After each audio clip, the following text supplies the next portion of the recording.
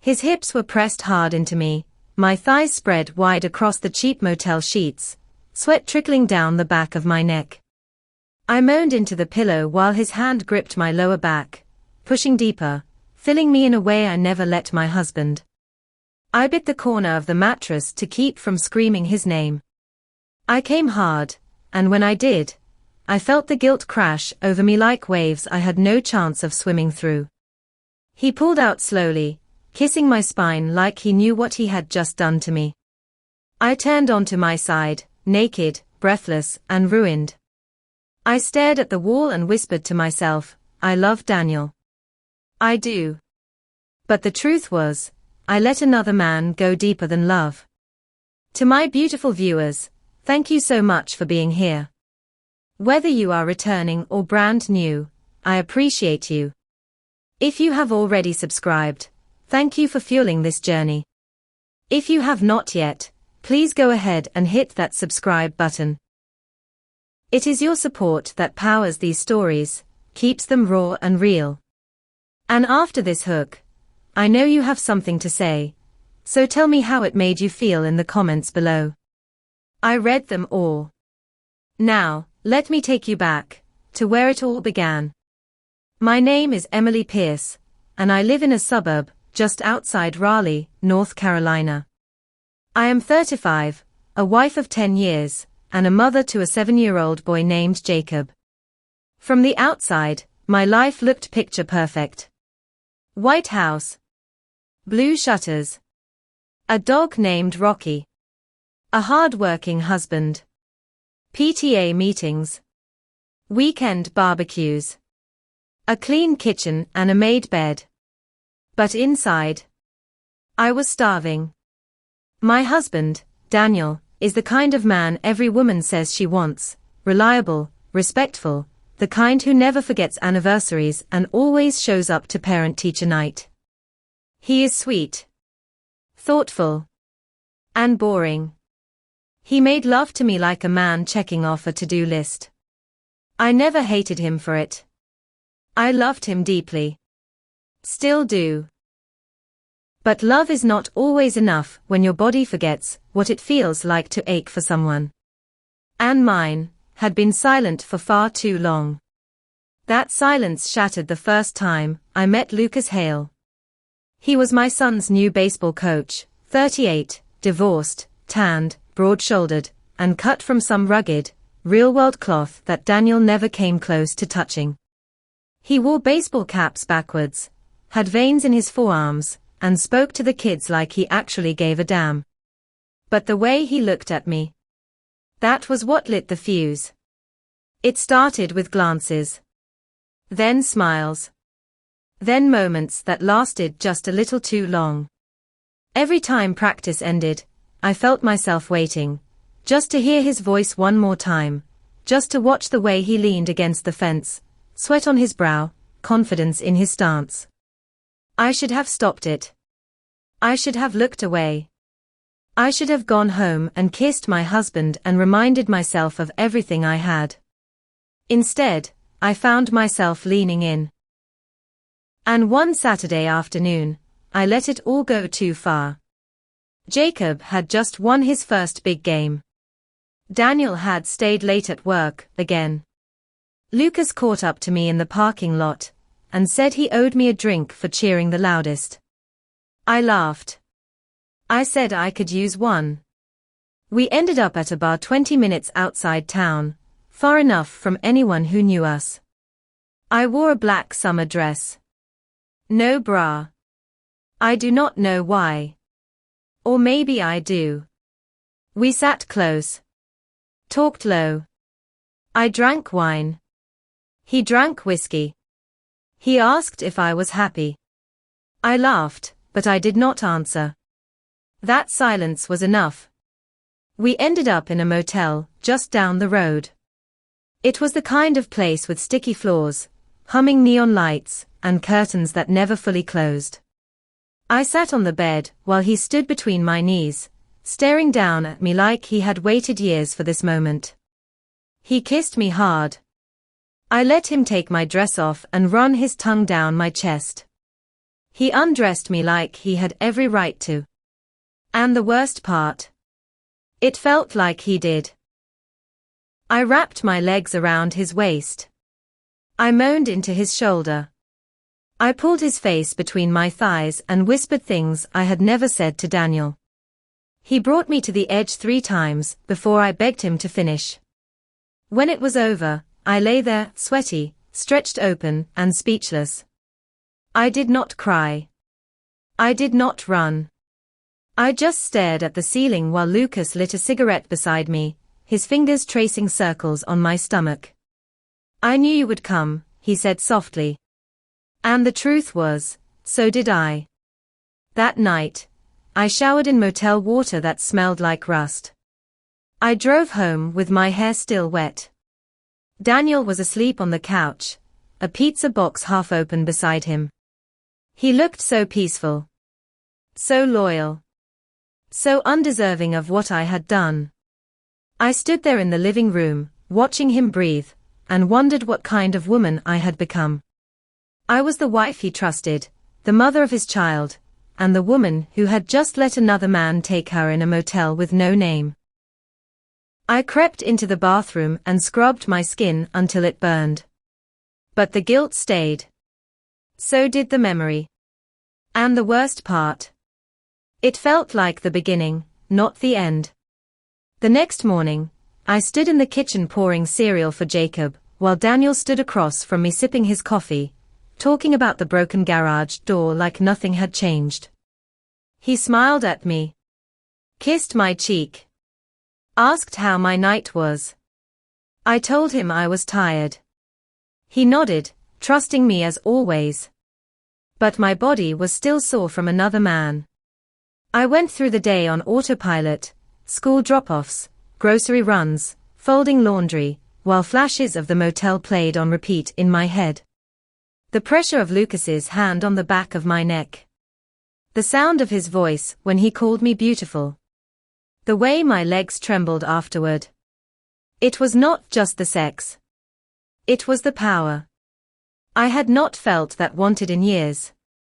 And it terrified me. The next time I saw Lucas was Thursday evening. Baseball practice. I almost did not go.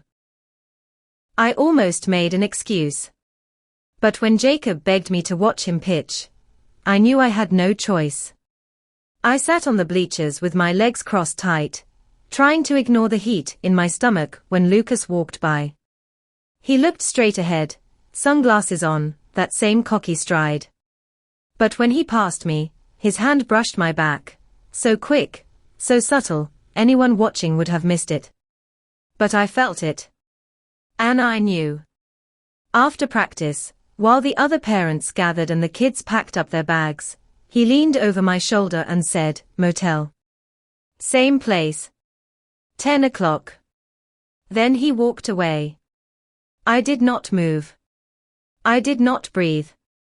And still, that night, I went. The moment I stepped through that motel door again, I knew I was stepping deeper into something I could not control. He kissed me before I could speak. Pulled my shirt off. Bent me over the dresser and took me like a man who had memorized every part of me. I let him use me. Again. And when he collapsed beside me, I stared at the ceiling just like I had before. But this time, it felt heavier. The guilt did not just sit in my chest, it buried itself in my bones. I drove home with mascara smudged under my eyes and a torn bra in my purse. Daniel was asleep again. The TV still glowing. The same man. The same couch. The same quiet house. Only now. I was different. I told myself it would stop.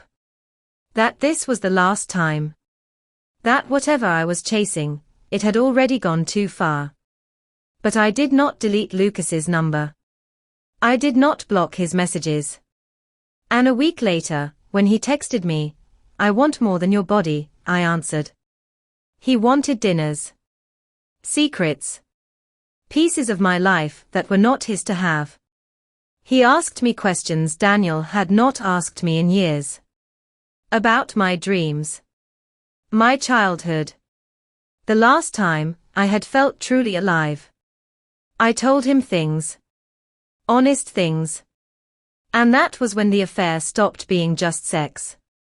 That was when I let him in deeper than I ever planned. I started lying more.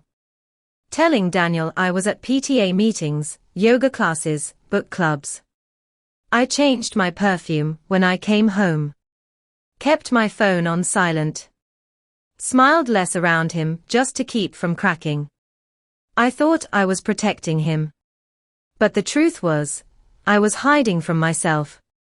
And still, I kept seeing Lucas. We had sex in his truck. In an empty storage unit. Once, in the bathroom at my sister's engagement party, while my own husband waited outside, sipping champagne, and telling my family how proud he was of me. Every time I looked at Daniel, I saw everything I was destroying. And every time I looked at Lucas, I saw everything I had already lost. One night, while I was lying in Lucas's bed, tangled in sweat-soaked sheets, he turned to me and said, "Leave him." I did not answer right away. I stared at the ceiling fan spinning slow and steady like the lie I was living. I wanted to say no. I wanted to say he was just a distraction. A mistake. But I said, I cannot. Not yet. Lucas did not push. But from that night on, something shifted. He started texting less. Calling less. And when we did meet, the passion had an edge to it, a frustration I could not name. Like he was tired of being my escape. And maybe I was tired too. Tired of pretending I could have both. That I could love Daniel and still give my body to another man, without breaking something permanent inside myself. Because something was breaking. I started noticing the cracks. In my marriage. In my voice. In the way I flinched when Daniel touched me, even when he was being gentle. Especially when he was being gentle. Because he did not deserve what I had become. And worse, I did not recognize myself either. I was the woman who used to judge women like me. The woman who thought cheating was a weakness, not a decision. But now, here I was, making that decision over and over again. And every time I did, it pulled me deeper into the kind of darkness no amount of apologies could clean. The final blow came 2 days before Daniel's birthday. Lucas called me from a blocked number and said we needed to talk. That he had something to tell me. Something I would not like. I met him in a parking lot behind a closed diner. He did not kiss me. He did not touch me. He just said, I told her. I blinked. Told who? He swallowed. My ex-wife. She still talks to Daniel's cousin. She will say something. You need to get ahead of it. I felt the blood drain from my face. Lucas stepped closer. I am not trying to ruin you. I just thought you should know. Then he walked away. And I stood there, shaking, realizing for the first time that my secret was no longer mine. My world was about to crash. And I had no one to blame but myself. I knew something was wrong the second I walked into the house. Daniel was sitting at the kitchen table. Not on the couch, not in bed, at the table, with his phone in one hand and a folded sheet of paper in the other. The air was still, thick with something unspoken. His eyes met mine, and I stopped breathing. He said my name softly. Emily. That was all. I sat down across from him, because my legs were too weak to stand. My hands were trembling, so I tucked them under the table. He slid the paper toward me. I unfolded it. It was a printout. A screenshot. One of the texts I had sent to Lucas. It read, I need you inside me again. I cannot stop thinking about your hands. Underneath that, Daniel had written a date. A time. It was the night he was homesick, the night I told him I was at the gym. I looked up at him, but he was not looking at me anymore. He was staring at the wall, hollow. I got a message from Brian, he said. Lucas's ex told him. She showed him the texts. He thought I deserved to know. I opened my mouth, but there were no words that would mean anything. Nothing I said could fix it. So I told the truth. I told him I had slept with Lucas more than once. I told him it was not just sex. I told him I felt invisible in our marriage, and that Lucas made me feel alive. I told him I was sorry. But that word, sorry, was too small. It fell like a pebble into the ocean of what I had done. It made no sound. No difference. He got up and walked out of the house. He did not slam the door. He did not scream. That silence was worse. That night, I sat on the edge of our bed with makeup running down my cheeks and silence ringing in my ears. Jacob slept down the hall, unaware that our family was shattering. The guilt pressed down on me like a weight I could never lift again. 2 days passed. No texts. No calls. Nothing from Daniel.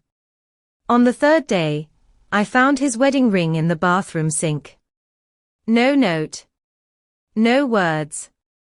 Just the ring. Lucas tried to call. I did not answer. I blocked his number. I had already destroyed one life. I was not going to let him near the ruins. I begged Daniel to come back home. I begged him to speak to me. He agreed to therapy. But not for our marriage. For himself. He told me he was filing for separation. It hit like a death. The grief was sharp and deep and constant. My body ached without him. My soul curled into itself every time I saw the photo of our wedding day on the mantel. The man I once promised everything to was now a stranger in my life.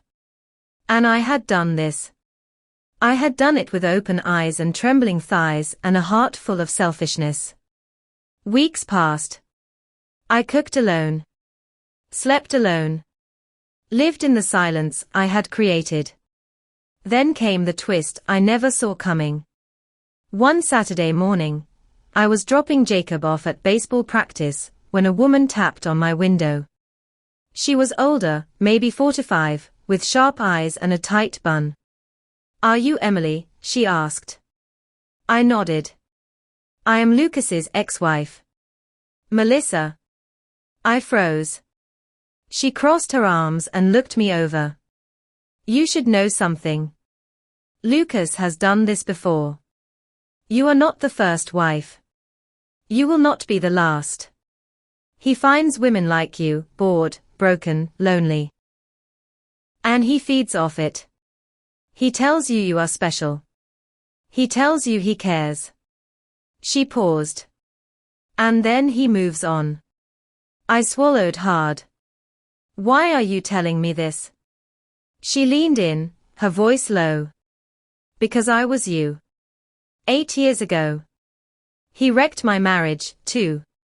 And he did not lose a wink of sleep. Do not waste your tears on him." Then she walked away. I sat in my car, stunned, the pain twisting into something deeper, shame. Lucas had not loved me.